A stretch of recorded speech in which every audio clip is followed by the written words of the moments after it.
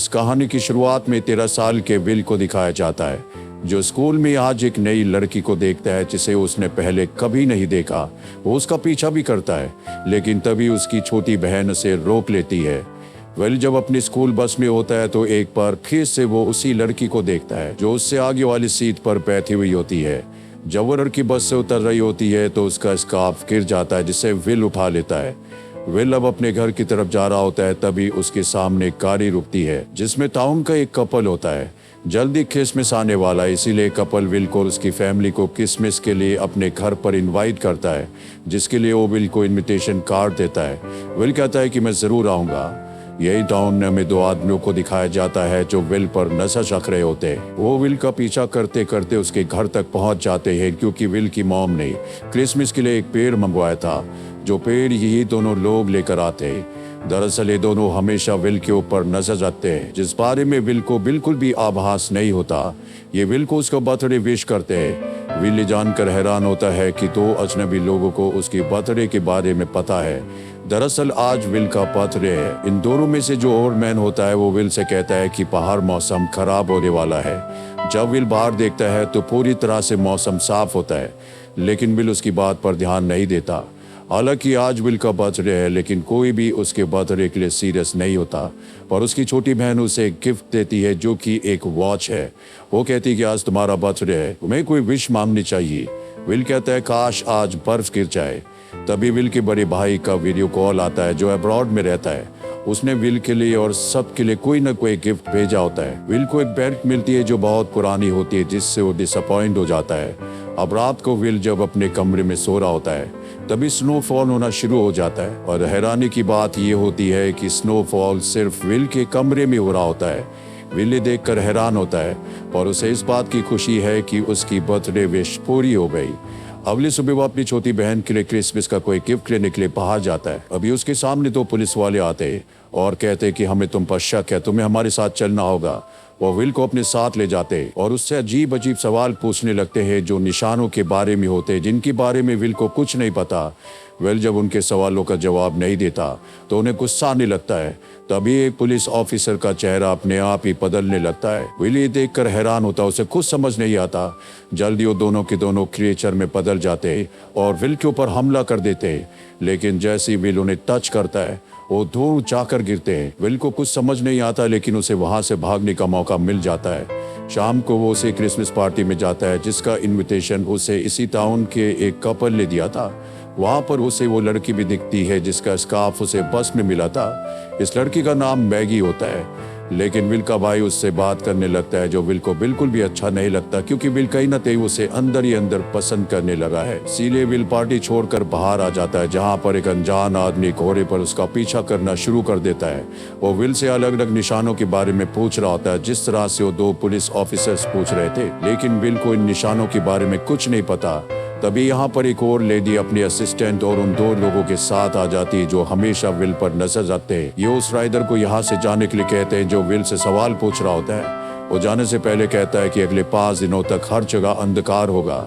इसके बाद वो वहाँ से चला जाता है और अभी सब के सब विल को अपने साथ ले जाते हैं। अपनी पावर से विल को एक हरे भरे घने जंगल में ले जाते हैं, जहाँ पर एक महल होता है। ये विल से कहते हैं कि वो राइडर यहाँ पर नहीं आ सकता।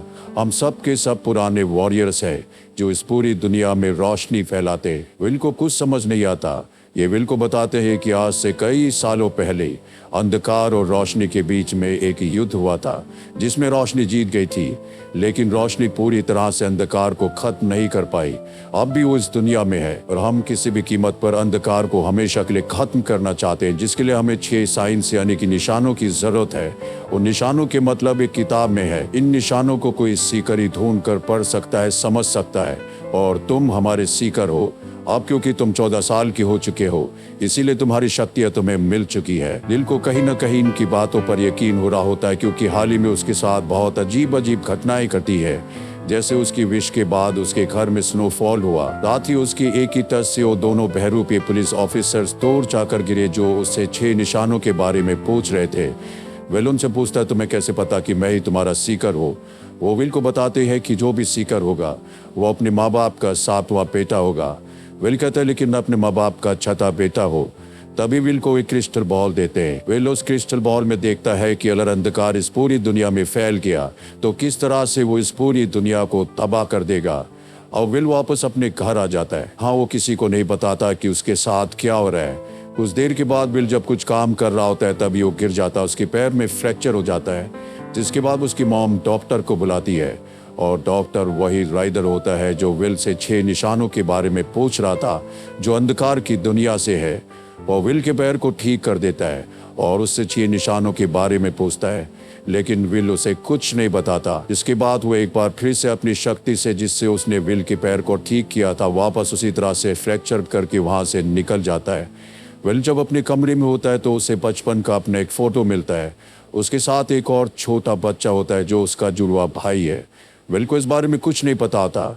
वो इस बारे में अपनी मॉम से पूछता है। उसकी मॉम बहुत इमोशनल हो जाती है। वो बताती है कि ये तुम्हारा जुड़वा भाई है जो तुमसे कुछ ही देर पहले पैदा हुआ था, पर किसी ने उसे अगवा कर लिया। हमने उसे बहुत ढूंढने की कोशिश की लेकिन उसका कुछ पता नहीं चला। और अब विल को पता चल जाता है कि वो अपने माँ बाप की 7वीं संतान है, यानी कि वाइस सीकर है। इसके बाद एक बार फिर से वो टाइम ट्रेवल करके उसी जगह पहुंच जाता है जहां पर वो पुराना महल है। उसका पैर भी अब पूरी तरह से ठीक हो चुका है क्योंकि विल के अंदर खुद बहुत सारी शक्तियां हैं जिन शक्तियों को उसे एक्सप्लोर करना है। अब वो वापस उन्हीं लोगों के पास जाता है जहां पर असिस्टेंट उसे किताब देता और कहता है कि इस किताब को तुम ही पढ़ सकते हो जिसके जरिए तुम्हें उन निशानों के बारे में पता चलेगा। विल को बताया जाता है कि उसके अंदर बहुत शक्तियां हैं। वो अपने मन की शक्ति से एक जगह से दूसरी जगह कभी भी जा सकता है। विल उस किताब को पढ़ता है। इसके बाद उसे एक निशान के बारे में पता चल जाता है जो उसी के लॉकेट के अंदर है। वो उस लॉकेट को तोड़ता है जिसके अंदर से एक क्रॉस निकलता है और ये पहला निशान है। वहीं दूसरी तरफ हमें एक चर्च को दिखाया जाता है जहां पर सभी लोग प्रेयर कर रहे होते हैं। वो विल भी इस जगह पर आ जाता है। ये जगह पास्ट में है और विल अपने टाइम ट्रेवल की शक्ति से इस जगह पहुंच गया होता है। यहाँ पर एक बूढ़ी लेडी आती है जो अपनी बॉडी से एक सांप निकालती है और तभी वो बहुत सारे सांपों से सबके ऊपर हमला कर देती है। लेकिन विल यहाँ से निकलने में कामयाब हो जाता है और वो एक अनजान जगह में पहुंच जाता है जहां पर उसे दूसरा निशान भी मिल जाता है। वहीं दूसरी तरफ हमें उस राइडर को दिखाया जाता है जो एक अनजान साए के पास जाता है और उसे बताता है कि विल को 2 निशान मिल चुके हैं। विल अपने टाइम ट्रेवल से वापस प्रेजेंट में आ जाता है जहां पर वो मैगी के पास जाता है। मैगी उसे मैजिक करके दिखाती है। वो कहता है कि तुम भी रोशनी फैलाने वालों में से एक हो। वो कहती नहीं, मैं तुम्हारी तरह हूँ। विल को बस में मैगी का जो स्कार्फ मिला था वो उसे लौटा देता है। तभी विल का बड़ा भाई यहाँ पर आ जाता है जो मैगी के सामने उसे उल्टा सीधा कहता है और मैगी को अपने साथ ले जाता है। विल को बहुत गुस्सा आता है। वो बाहर जाकर गुस्से से जोर से चिल्लाता है जिससे सामने एक ब्लास्ट होता है और आग लग जाती है। विल की छोटी बहन भी ये देख लेती है और इससे पहले कि विल उसे कुछ समझाता आसमान में काले बादल मंडराने लगते हैं।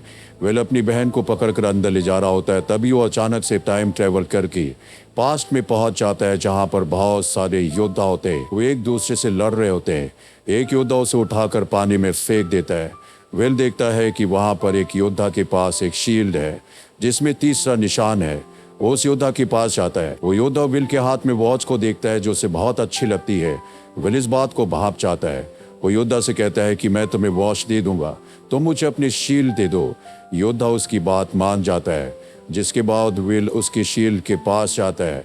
उसके अंदर तीसरा निशान है। वो उस तीसरे निशान को निकाल कर अपनी बहन के साथ वापस अपनी दुनिया अपने टाइम में आ जाता है। वही हमें अंधकार के राइडर को दिखाया जाता है जो एक बार फिर से उस साए के पास जाता है जिससे वो बार बार मिलता है। वो साए से कहता है कि विल को 3 निशान मिल चुके हैं और अब तक तुम्हें एक भी नहीं मिला।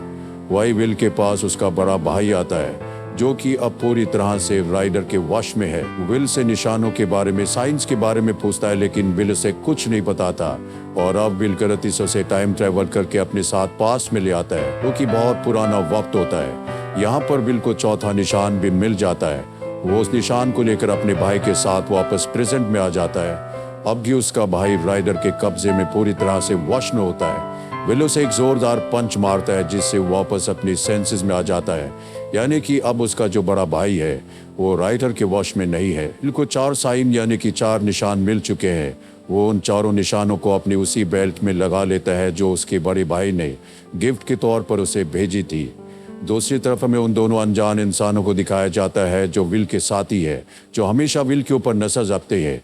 राइडर उनके पास जाता है और उन दोनों के ऊपर हमला कर देता है। दरअसल राइडर किसी भी कीमत पर उन निशानों को हासिल करना चाहता है, इसीलिए एक बार फिर से वो उसी साये के पास जाता है और कहता है कि अगर तुमने निशान मुझे दे दिए तो मैं तुम्हें हमेशा के लिए जवान रखूंगा। यहाँ पर हमें दिखाया जाता है कि ये साया और कोई नहीं बल्कि मैगी है, जो कि असल में एक विच है। इसका रूप बहुत भयानक है, जिसकी उम्र बहुत ज्यादा है, लेकिन राइडर ने अपनी जादुई शक्तियों से उसे एक सुंदर जवान लड़की बना दिया होता है और मैगी हमेशा इसी रूप में रहना चाहती है, इसीलिए वो राइडर के लिए काम कर रही होती है। और राइडर अपने अंधकार की शक्ति से चारों तरफ बर्बादी कर देता है, जिससे हर तरफ पानी भरने लगता है। मैगी भागते हुए विल के पास आते हुए उससे निशानों के बारे में पूछती है, लेकिन विल उसे निशानों के बारे में कुछ नहीं बताता और तभी उसे पांचवा निशान भी दिख जाता है। वो उस निशान को भी हासिल कर लेता है, पर इस निशान के बारे में भी वो मैगी को नहीं बताता। मैगी उस पर चिल्लाना शुरू कर देती है। विल समझ जाता है कि ये भी अंधकार की दुनिया में से एक है और वो उसे पानी में धक्का देकर वहां से निकल जाता है। राइडर के पास जब मैगी जाती है, उसके पास कोई निशान नहीं होता, जिससे उसे बहुत गुस्सा आता है। वो उसे दोबारा से बूढ़ा बनाकर वही पानी में छोड़ देता है। विल पांचों निशानों को लेकर एक बार फिर से उसी महल में पहुंच जाता है। अंधकार की दुनिया का राइडर उसका पीछा कर रहा होता है, लेकिन वो उस महल के अंदर नहीं जा सकता। अगर उसे महल के अंदर आना है तो किसी को उसके लिए दरवाजा खोलना होगा, इसीलिए विल को वो उसके परिवार की आवाज में मदद के लिए आवाज लगाता है।